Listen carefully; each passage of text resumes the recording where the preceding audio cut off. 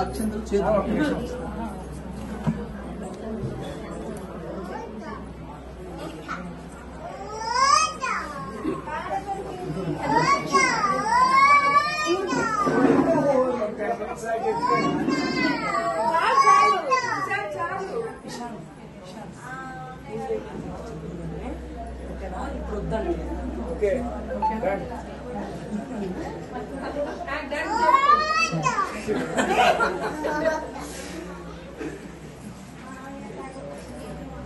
అందరు అన్నప్పుడు అందుగాని కిషాన్ అందరూ అన్నప్పుడు అందుగాని నువ్వు కూడా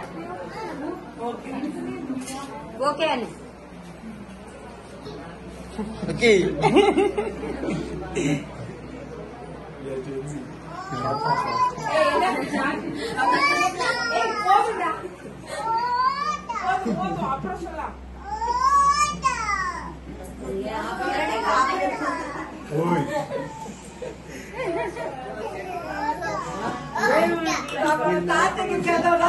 వద్దు కూర్చొని పర్వాలా కూర్చొని పర్లేదు ఏం కాదు గోవిందనే కదా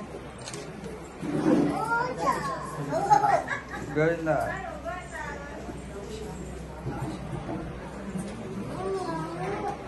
ఫోటో చేస్తున్నారు మాట్లాడుకున్న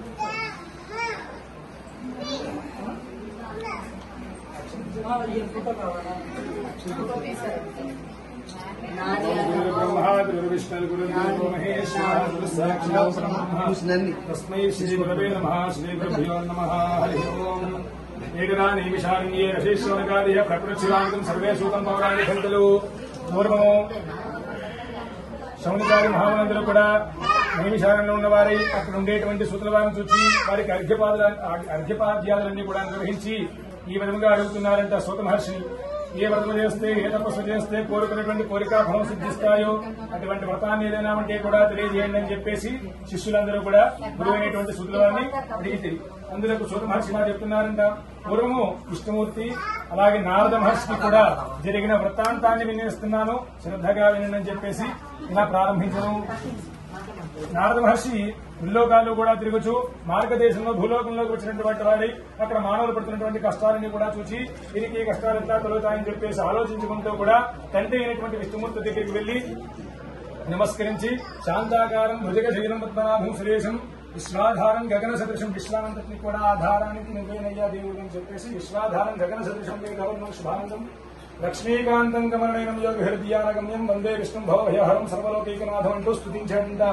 ఆ స్థితికి ఆ యొక్క విష్ణుమూర్తి ఆనందించినటువంటి వాడి ఓ నారద మహర్షి నీ వచ్చిన కారణమేమి, నీ కోరిక తప్పక తీర్చని చెప్పేసి అడగమన్నారంట. అందులో నారద మహర్షి ఇలా అడుగుతున్నారంట, జగద్రక్షక ముల్లోకాలు కూడా సుభీక్షంగా ఉన్నాయి కానీ మానవలోకంలో జనులందరూ కూడా నానాయుధం పుడుతూనే చాలా కష్టాలు అనుభవిస్తున్నారు. వారికి వయసు పెరిగేది కూడా రకరకాల ఇబ్బందులతో కూడా చాలా ఇబ్బందులు పడుతూ ఉన్నారు. వారికి ఆ కష్టాలు ఎట్లా తొలుగుతాయి, వారికి ఆ కష్టాలు తొలగడానికి ఏదైనా ఉపాయం తెలియజేస్తారని చెప్పి వచ్చాను. అందుకు భగవానుడు విష్ణుమూర్తి నారద మహర్షి వచ్చిన విషయాన్ని కూడా ఆలోచన చేసి పోయి లోకహితార్థమై మంచి చేద్దామని ఉద్దేశం కలిగి వచ్చారు కాబట్టి దానికి తప్పక ఒక ఉపాయం ఉన్నది అని చెప్పన్నారంట.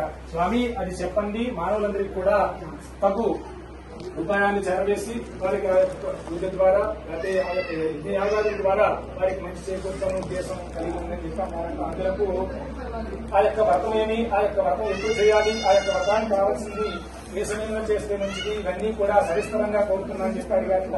అందులకు విష్ణుమూర్తిగా చెప్తున్నారంట, పోయి నారద మహర్షి ఈ యొక్క వ్రతాన్ని వైశాఖ మాసం కానీ కార్తీక మాసం కానీ లేదా శ్రావణ మాసం కానీ లేదా ఇంటి దగ్గర శుభకార్యం కూడా తెలిసినప్పుడు కానీ ఈ యొక్క వ్రతాన్ని ఆచరించవచ్చును.